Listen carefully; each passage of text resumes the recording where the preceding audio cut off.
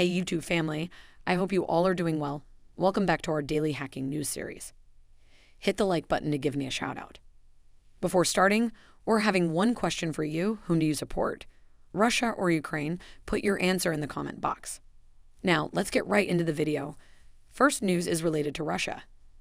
Anonymous and numerous hacker groups linked to the popular collective continue to launch cyber attacks against Russian and Belarusian government organizations and private businesses. In the last few days, massive DDoS attacks have taken offline numerous websites of Russian government entities, including the Duma and Ministry of Defense. However, a cyber attack announced today by the anonymous linked group Network Battalion 65 could have serious consequences. The group claims to have compromised the Russian Nuclear Institute and released over 40,000 documents. Network Battalion 65 is also asking for support to translate the huge quantity of documents written in Cyrillic that could contain sensitive data and information that can be used for sabotage operations. Another update is coming from Microsoft. Microsoft is calling attention to a surge in cyber attacks on Ukrainian civilian digital targets, warning that the new digital war includes destructive malware attacks on emergency response services and humanitarian aid efforts. The Redmond Wash software giant said the attacks on civilian targets raised serious concerns under the Geneva Convention. Also, Microsoft president said that we remain especially concerned about recent cyber attacks on Ukrainian civilian digital targets, including the financial sector, agriculture sector, emergency response services, humanitarian aid efforts, and energy sector organizations and enterprises. Next news is related to satellite communication in Ukraine. Satellite communications giant Viasat said a cyber attack was causing network outages impacting internet service for fixed broadband customers in Ukraine and elsewhere on its European KSAT network. The California-based company, which provides high-speed satellite broadband services, told ZDnet the outages were caused by a cyber attack.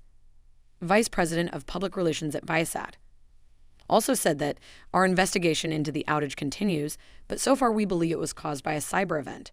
We are investigating and analyzing our European network and systems to identify the root cause and are taking additional network precautions to prevent further impacts while we attempt to recover service to affected customers. Next news is related to cyber attack on Ukraine.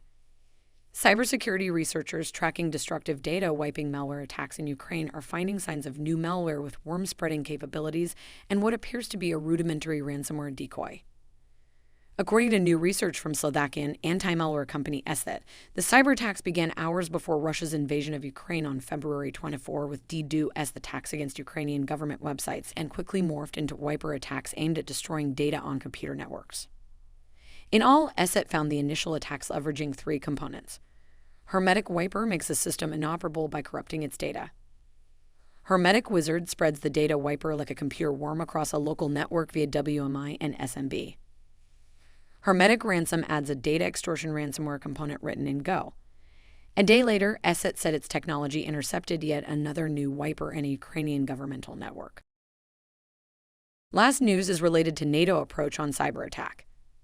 A cyber attack on a NATO member state could trigger Article 5, its Collective Defense Clause, a NATO official said on Monday, amid concerns that chaos in cyberspace around Russia's invasion of Ukraine could spill over into other territories.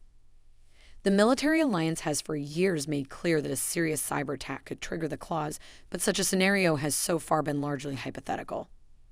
The officials said that we will not speculate on how serious a cyber attack would have to be in order to trigger a collective response. Any response could include diplomatic and economic sanctions, cyber measures, or even conventional forces, depending on the nature of the attack. They've also added that whether or not a cyber attack met the threshold of an attack large enough to trigger Article 5 was a political decision for NATO allies to make. So, that's all for today. I hope you found this video helpful. If yes, comment down your feedback. Subscribe our YouTube channel. We're bringing hacking news on a daily basis. So, at last, thanks for watching this video. Have a great day.